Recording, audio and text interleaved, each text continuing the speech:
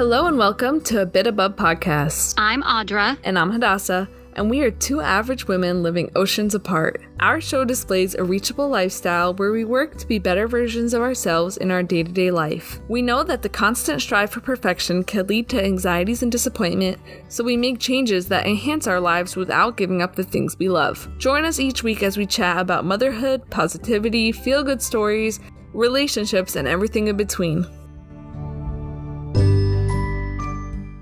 Do you know what day it is today? My daughter's half birthday. Do you do anything special for a half birthday? No. I mean, to be honest, I didn't realize it was her half birthday until last night. I was awake at like 2 a.m. watching TikTok videos, and I checked the date and I was like, oh, wow. Okay. I didn't realize. So I quickly YouTubed how to introduce food to the baby. I've been trying to figure out how to do that. Today, I reached out to some friends of mine that are moms and kind of asked them how they started feeding the baby. And one person told me to start with vegetables. One person told me to start with fruit. Another one told me to start with oatmeal. I mean, not oatmeal, like cereal meal, whatever. I picked the one that sounded the best for me. I boiled a zucchini and then I blended it up. Her reaction was priceless. You saw it, right, Audra? I sure did. And I want to ad-lib your video. I'm just saying. When you say ad-lib, do you mean like to talk over it, like a voiceover? Yeah. I feel like the baby needs to really be represented in this video. I know everyone at home has not seen this video. I feel like the baby needs to be represented of what could possibly be going through her head as the video is played. When can you have that done by? Well, we can post it on our social media. Well, let me work on it today. See if we can get it all, up together tomorrow. All right. What time of the day was baby girl born? Do you remember? It was like around 9 o'clock at night, I think. Something like that. So I know exactly to the minute my girls were born, and even though they're much older and my memory isn't completely shot yet, I wait until the time that they were born, and then I tell them that that's when their actual birthday is, and I send them a happy birthday message. It's not called the birth minute, it's called the birthday. Well, it's not your birthday yet because you weren't technically born yet. Oh my God. When is your birthday? No, you just say the month. Just say the month. This month. Oh, God. Oh. Uh-oh. Yeah. Did it happen already? No. Oh, thank God. Okay. I guess, whatever. Facebook will tell me it's fine.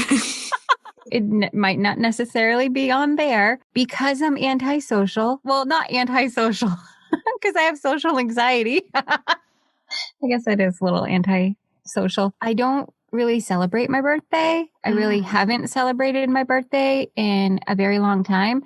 My immediate family celebrates my birthday, meaning within my household, but that's basically it. Okay, but what about like a nice text from me? Like, would that be nice? Can I do that? Yeah. Oh, yeah. Coming up in a bit, we're going to play back our interview that we had with Josh, who is a therapist who comes on our podcast to answer all the questions that we have. This week, we talked about empaths and what is an empath. You may or may not have heard this term before, so Josh is going to answer all the questions that we have. Thanks, Josh, for coming back on our podcast to answer some more questions that we have.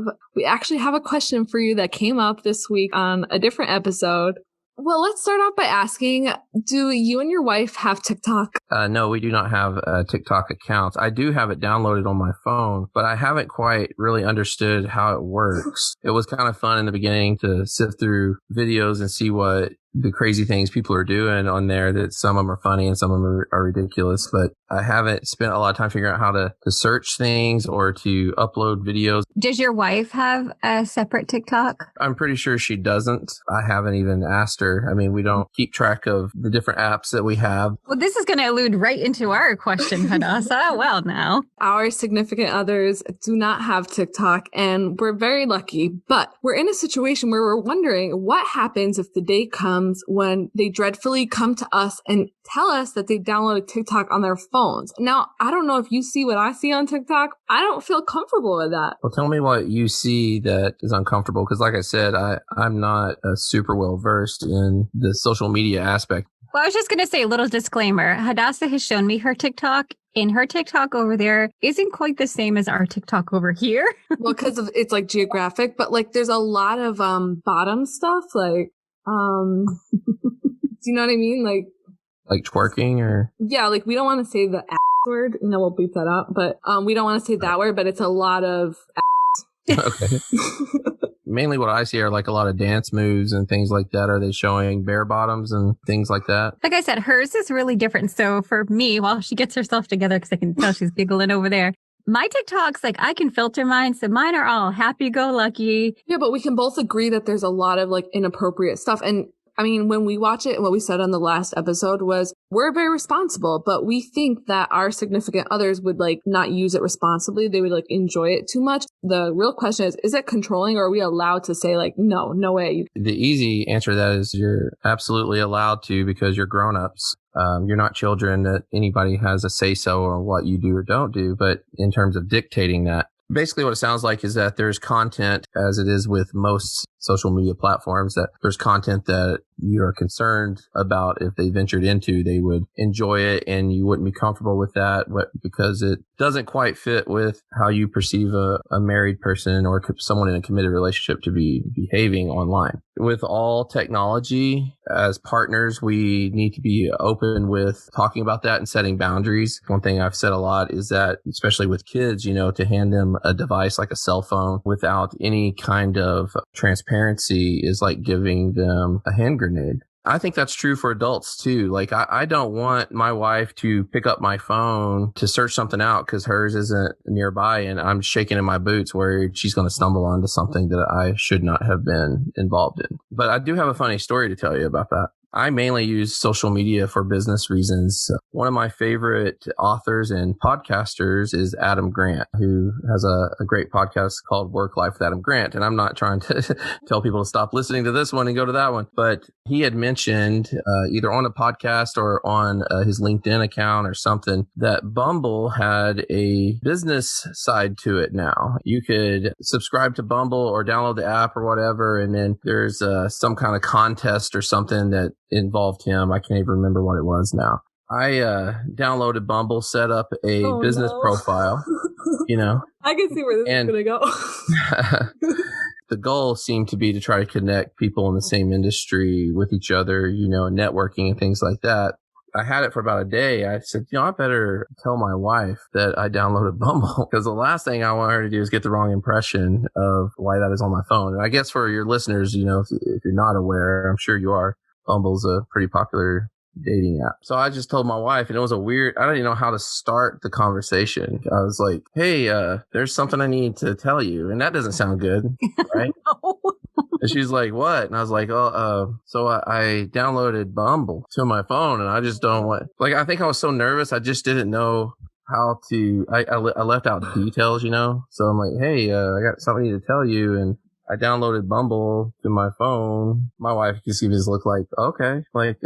She's always real cool about stuff like that. But, that's really good. That's really good. Than I would be. I'll be like, no. Well, I don't even have to worry because my significant other took 4 years to put in his voicemail message. So I don't think he's very tech savvy to even download an app. If it didn't come with a phone, you probably don't have it. Yeah.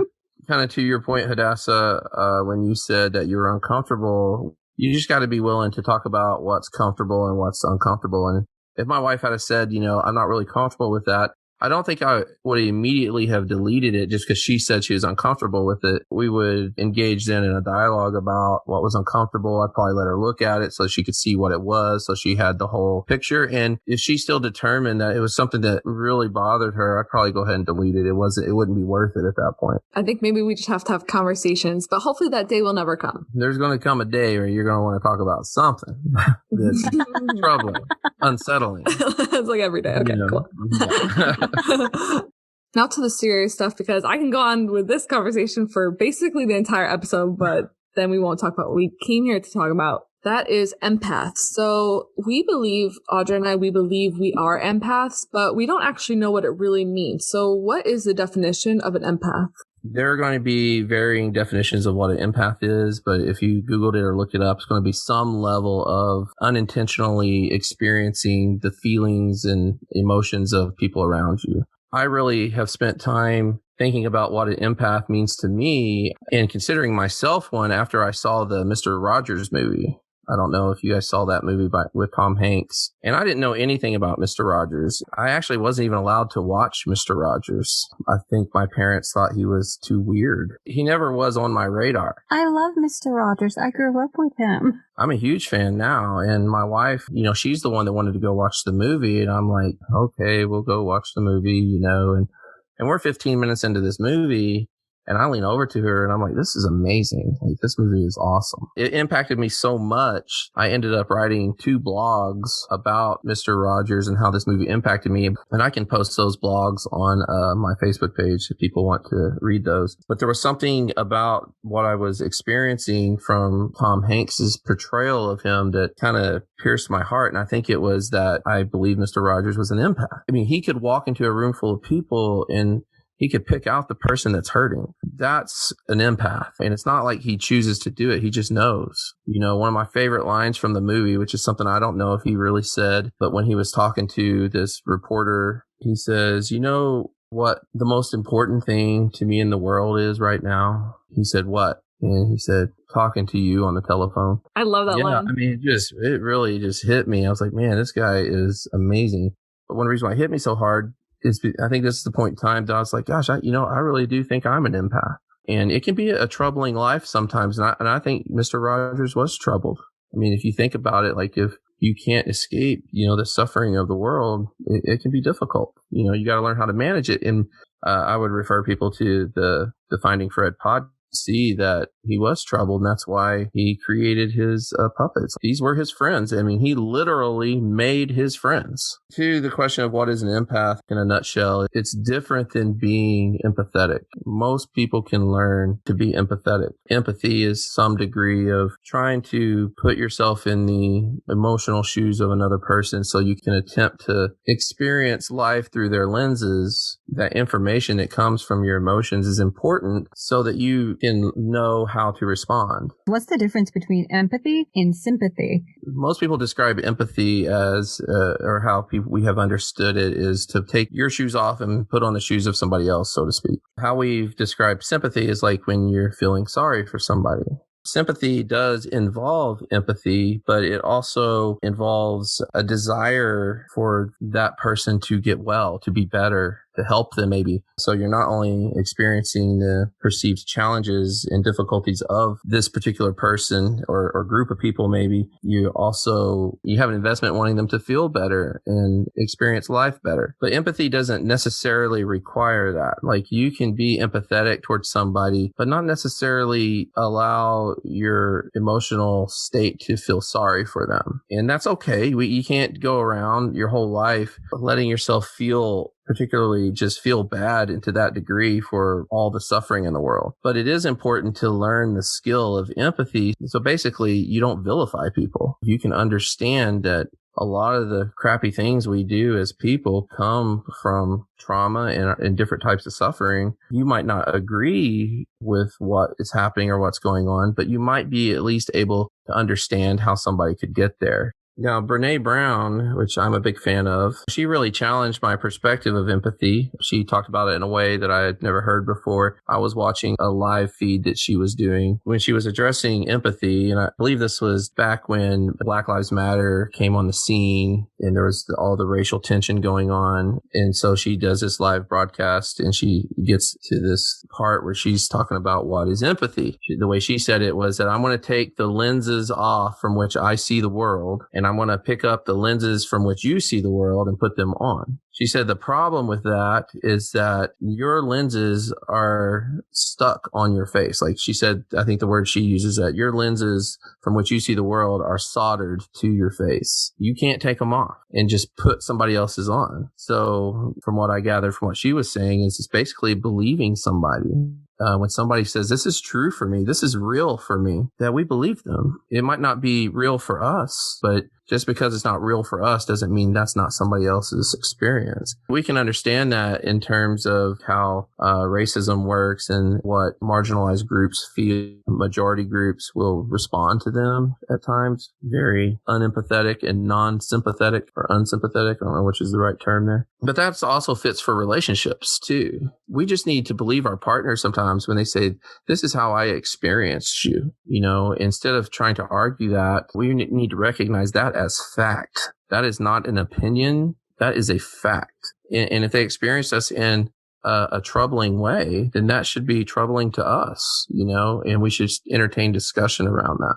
I didn't even connect that to relationships until you said that. And it's like, yeah, 100%. If we need to apologize to somebody for something, very rarely do we feel like we did anything wrong. But most of the time we find out about it and we didn't even know that we hurt somebody's feelings. And because we know we didn't intend to do that, or our words or our actions, they were misinterpreted, but we still will apologize because we're not apologizing for what we did wrong. We're apologizing for how they experienced us. That's most of what apology will look like in our adult life. Does being an empath make you more susceptible to depression? I don't know the research on that. I think that's a really good question and be worth looking into. I will speak from a logical point of view. It would make sense that depression and also anxiety could be a part of an empath's world that they struggle with. I wouldn't say that empaths are genetically, like it's depression or anxiety is automatically in their DNA. But if you think about what it means to be an empath, I'm walking around this world full of suffering and hurt. And most people are able to get on autopilot at times in their life and kind of tune out the world. And empaths have a lot of trouble doing that. You said that there's a way to kind of manage being an empath. So can you just give us like a little bit of a light on that? I think this is really important because a lot of people obviously aren't able to manage it. And other means to do that, like, substance abuse, or even they might turn to things that are convenient, like porn or workaholism or even food, just to try to manage these feelings that are always happening to them. I mean, the easy thing for me to say, or I feel like the most responsible thing to say is like, if this is resonating with some of your listeners and you're realizing that I think I might be an empath and I'm having trouble managing these feelings, seeking out a therapist would probably be the most recommended thing to do, but I understand not everybody's able to do that. What you can do is start really learning about what it is that's going on for you. So looking up good podcasts, check out the Finding Fred podcast or download some podcasts by some therapists, start understanding this concept of being an empath. I grew up mostly by my grandparents. Like I had my parents, but they worked like evening shifts and overnight shifts. And my grandparents always raised us to be a good listener. Maybe the part where I believe that I'm an empath came from always being a good listener. So I listened to people all the time, and kind of like Mr. Rogers, but not as cool as he was. I could definitely be put in a room, and I definitely gravitate to those who definitely seem to be struggling with something, whether it's an emotion or just like a vibe that they're giving off. And they're the ones who I end up conversing with. As you've pointed out, depression, check. Social anxiety, check. Regular anxiety, check. I got all of those things. Is there one bit that I could do just so that I don't always gravitate towards those who I always feel like need help in a way or seek help in a way? Yes, I would say that the power of self-care, because if you think about what it means to be an empath, it's you're feeling the suffering of others, which creates suffering within you, right? Empaths want to often anyways, go tend to the suffering of others, but they're not really tending to their own. The more you can take time to yourself, do meditation, or just having vices that are healthy that you don't keep secret. It's another important piece. It's just good for you to do, but a lot of empaths are going to battle feelings of selfishness when they do that. And so when I'm working with them in counseling, I'll talk to them about, like, there are really a couple types of selfishness. There's basically the good type and the bad type. there's a type of selfishness that actually, if you really look at it, becomes a form of selflessness, because when you're taking care of yourself for the sake of other people, then that's a very selfless thing to do in a lot of ways. If you're just doing for yourself because you think you're just God's gift to this green earth, that's pretty selfish, and it's also not true. So I would say, really honing in on self-care activities and understanding it as something that is, if it's good for you, then it likely is going to be good for the people around you. And then you can do an even better job of taking care of people. I had a moment during the pandemic that hit me hard, because in my world, I've had 2 family members that have passed from COVID-19, as well as someone I've known that my wife works with, that we've known for about 20 years, and not to mention a lot of close calls. And so I'm out walking in my neighborhood, and I just feel this sense of peace come over me, and it just felt really good and really nice. And I don't feel like I felt it in a long time. But it was a bit short-lived, because I felt bad that I felt at peace. And then I started thinking about all these people that I know that have suffered, some of them that have died. I'm usually very responsive when they reach out to me, but I don't take a lot of initiative to reach out to them. And I felt bad about that. So I spent some time really thinking about it. And then I started to realize that I needed to show some grace toward myself, because I do a job where I listen to suffering and hurt all day long. And I work people through those things, which I consider an honor and a privilege. But it's hard sometimes for a therapist to not to deal with, but to intentionally reach out to other people that are suffering, to deal with their stuff too, to help them with theirs. It struck me so hard that I wrote a blog about it too, that I called, I'm Sorry I Haven't Called. It just kind of talks about this little aspect of the life of a therapist. I got a really good response from it. There's a lot of therapists that this happens to. That was validating in a way, but also too, it was a way for me to give myself permission to be okay with this, be okay with taking care of myself after I get off work. Yeah, I think it's definitely something that people struggle with. I know I struggle with it. You're used to taking care of everyone else in the different ways, whether it's work related, home related, just life related. And then you kind of have to carve out time for yourself. So I can totally relate to that. I definitely want to go check out that article. It sounds interesting. Absolutely. Yeah, I'll put it on my Facebook page. Yeah, and we'll also put it in the show notes as well. So if anyone else wants to hear any of the articles or shows that he's mentioned, you can check the show notes. Josh, where can people find you on social media? On Facebook, Instagram, and Twitter, you can find me at Mr. Nicholsworth. So thank you, Josh, for answering our questions. And we truly cannot wait to have you back, because I know just this conversation just brought thousands and thousands of more questions in my head. So you'll have to come back very soon. I look forward to it.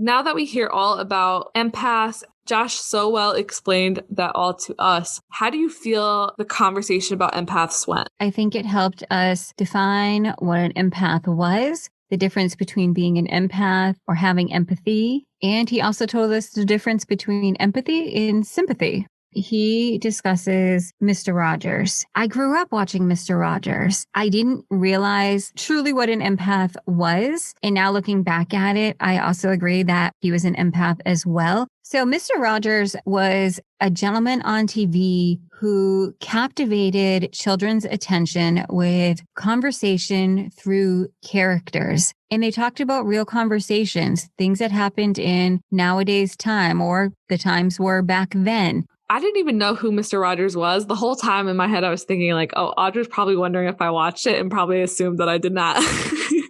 Absolutely. Even though I haven't seen or even know what Mr. Rogers is, one thing that he said that really stuck with me was the quote that he said from, I guess, the story or, I don't know, movie or TV show. I don't even know what it is, to be honest. He was speaking to a reporter and he said, "Do you know what the most important thing in the world is right now?" And he said, "What?" And then he said, "Talking to you on the telephone." And it really reminded me that when we are in a conversation with someone, we can make the person feel like we are in the present moment, that the way we view them and their importance is to a high level, and not to be like, "Oh, I'm all over the place and I can't even focus," but to really be present in the moment. I know that sometimes it's so easy to just kind of think about other things when you're in a conversation, but it really does come across that you're not present in the moment. doing that small thing of just making each moment feel as important as possible will really help you build connections and also help you feel empathetic to other people. Oh, hands down. When you are having a conversation with a person, what they have to say should be the most important thing that you are hearing. It could be at work. It could be at home. It could be at the grocery store. I've been behind the cash register so many times. Oh, that was a hard word to say. And register. You can tell which customer actually thinks that you're an important person and respects you, and it changes my whole day. Being kind and respectful to others takes no effort at all. If you're any other way, then you actually had to think about it. When you were telling Josh about how you attract people who are hurting or need help, when we first met, it reminded me about how I was a wreck and a half. I could do this stuff internationally. We didn't even talk. We didn't even conversate. I didn't physically see you. I didn't verbally hear you. We gravitated. That's an awesome word. We gravitated towards each other for whatever reason that may have been. There was 2 statements that is a very big takeaway, which is self-care and don't feel guilty for self-care. I'm just kind of bouncing off of what he said, but for me, this is how I take it, is like, how do I help my life be as stable and normal as possible while being an empath? I struggled with that a lot. I mean, disappointing people, guilt, just when people were hurting. When I was in camp before like 9th grade or like 8th grade, I didn't even know that people went through hard things. I wasn't at that point in my life yet. We weren't as exposed to like people coming to and telling you about their problems. I went to summer camp and people would come to me and tell me these things. Like one girl was a pyromaniac. I never even knew what that was. Another one like was dealing with like drugs or alcohol. And I was like, at that point, grew up really sheltered. So I didn't really understand a lot. And I learned as I went. I was exposed to it by mistake. I didn't know I was an empath until people were coming to me with their problems and I was hurting. Over the years, and I would say in the past year or 2 is when I learned how to put my feelings in a different priority. And I don't mean like more important, less important. You know, you can take care of the people who need you and you can be there for them. But I started taking care of myself because, and this is where self-care comes in, because I mean, my therapist really nailed me on the head with this one. I don't even want to take any of the credit for it because I would come to her a lot of sessions and I would talk more about my friends than me. And she really like reminded me to put a priority on what I'm feeling about my energy and my day. So now what I do is I have my friends on a huge importance and I'll be there for them and I love them and they're a huge part of my life. But when I receive the information that they give me, I need to listen and feel for them and help them, but not to eat myself alive, not to let my insides like be eaten alive by worrying so much, because you can't control other people. You really, truly can only control yourself. So self-care, right? You can control the things that make you feel full, like taking care of your body, taking care of your energy, getting enough sleep, drinking enough water, eating the right foods. Those things you can care for yourself, which will give you a good feeling. And you can't force vitamins down your friends' throats to make them feel energized. You can't fix their family issues or their job that they don't like. You can't fix them. They can. So that comes to the last point, which is don't feel guilty for self-care, because I do feel guilty for self-care. I feel that when I'm doing something for myself, I wonder how everybody else is being affected by it, because I can feel that energy and I could wonder what he says. I'll just repeat it, not in the same words because I don't want to ruin that. But he says that when you self-care yourself, you'll notice that it's actually helping everybody around you because you have the emotional stability to be there for the people around you. I love that. That's so well spoken. I forgot I wanted to mention about the Bumble story about how he downloaded Bumble. I cannot. I can't even conversate about that. You know, I was wondering this whole time, like when he was talking, I mean, like not the whole time, but at times, is like if he's a therapist and he was saying about how like him and his wife handled the whole Bumble situation. I was wondering, like, do you think he fights with his wife? Like, do you think that they like? I didn't want to ask, like, not him specifically, but therapists. Like, do they fight with each other, or are they just like great communicators? Oh no! I can't even. No, I would. That? Okay, when he said instead of saying they'll have a conversation, he used another word. Heavens, he used communicate. No, he used dialogue. Yeah. Yeah. Okay. So already their conversations are Right over. Like, If I went to Orel and I was like, let's dialogue over something, he'd be like, huh? What does this mean? I don't understand this word. if I said to Corey, let's share some dialogue about so and so, he's going to be like, what? Who? Who are we talking about?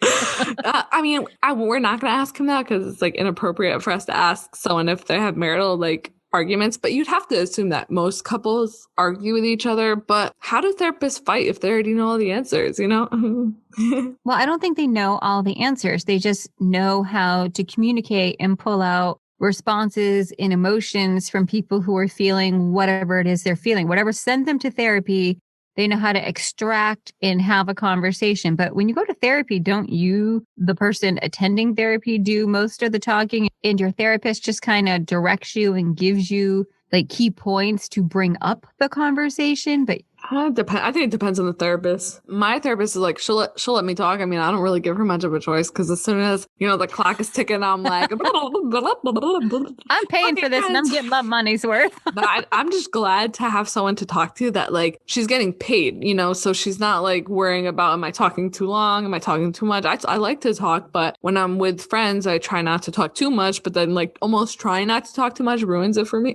If I don't talk as much as I normally talk, people would think automatically there's something wrong with her. What's up with her today? Oh, I know when you are not in the mood because you're like, I'm like, hey, how's it going? You're like, hey. I'm like, hello. It's only because I'm internally just trying to feel the feeling. And that just, it lacks discussion at that point because I'm too busy feeling things. But I do know that he has a blog that says, I'm sorry I haven't called, that he's going to post or already has on his Facebook. And he did mention, though he's a therapist, that he also has a therapist. And I just wanted to bring up that number one, should read the blog. And also, we are not defined by the titles that we are given. So if you're in a workplace environment and you're giving a title, that doesn't define who you are as a person. When you're given the role of mom or dad, that doesn't necessarily define who you are. These are titles that we give each other, right? But we're people. And this is where people make mistakes. People do really great things. People feel for other people. It doesn't define who we are. Yes, we're a mom. Yes, we're a CEO. Yes, we're a secretary. Yes, we're a therapist. Sure. But we're also just people. I'm glad that we started the conversation, the Ask the Therapist segment with empaths. We probably have hours of conversations of this that we can talk about. If you have a question for Josh that could be about anything about self-growth, mental health, anything like that, email us at abitabovepod@gmail.com because we want to know what questions you have so that we can bring it for him in future episodes.